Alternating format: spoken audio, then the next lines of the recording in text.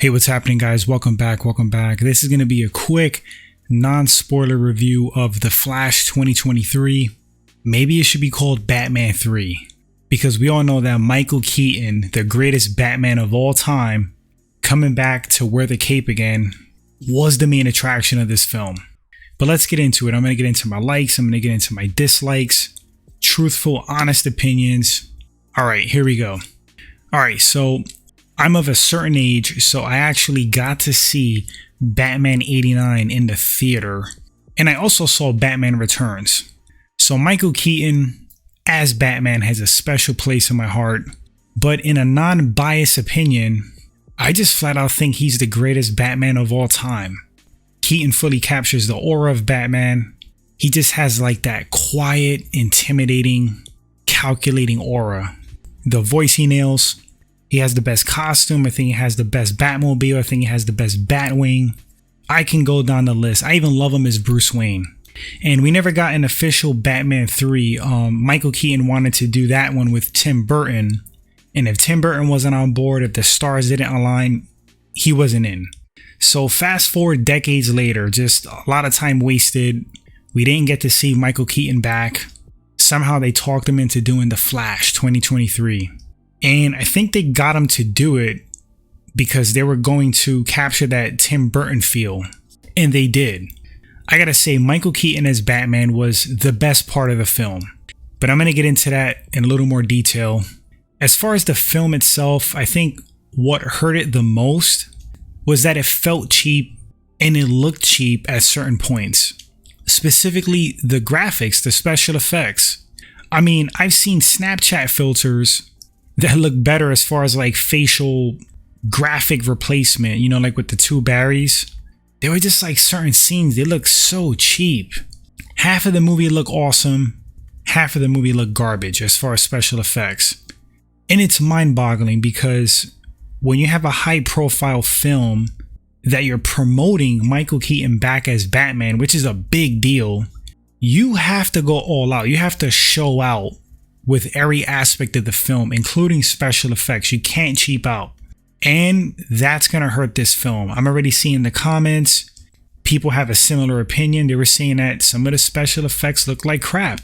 But besides that, I mean, it had cool action sequences. I did like Ezra Miller as the Flash. I mean, I didn't like him before, but he's grown on me as the Flash. I thought he did okay. I feel like the movie was a little too corny. I mean, the jokes were like hit or miss. Like 50% of the time I chuckled. I did laugh at some parts. And the other half of the jokes were like, Supergirl was definitely cool. That actress has a lot of presence. It was great seeing General Zod back. I feel like General Zod, Michael Shannon, super underrated villain. The storyline, I mean, it was okay. It kind of seemed a little bit discombobulated. Didn't really care for the writing too much as far as like the dialogue. It wasn't like the worst DC film. I mean, not at all, but it definitely wasn't the best. I actually rank Man of Steel higher than The Flash. And I like Batman vs Superman better. This movie, I mean, if I could grade it, I would say it's like it's a C+, thanks to Michael Keaton. And this is a no spoiler review, so I can't really get into too many details.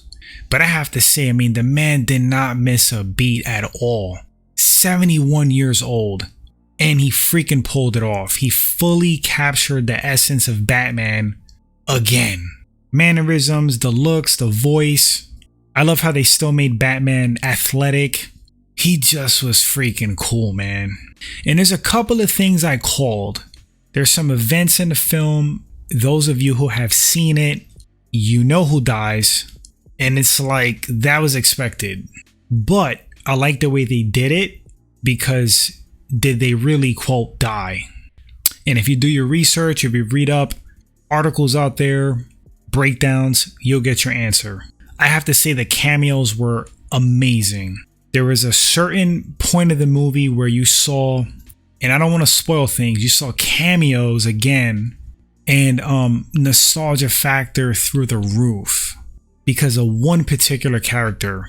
And if you're a little bit older like me and you grew up watching the Keaton Batman, you know who I'm talking about. But yeah, I mean, I enjoyed the film. It was a good escape. It wasn't bad by any stretch. I just was like ultimately disappointed. I expected more. I wasn't blown away by it, but I was entertained, and all of Keaton's scenes were just amazing. I mean, hat is off to the legend Michael Keaton. Wow. Will the real Batman please stand up? That's him. Anyway, guys, I don't know what else to say about the film without spoiling things. Maybe I'll throw up a spoiler-filled review. If you haven't seen it, I would say it's worth the ticket. I mean, even just to see Michael Keaton back.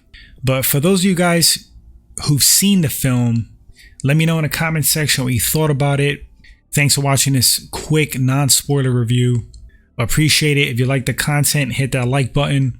Consider subscribing. I'll catch you guys on the next one. Take care.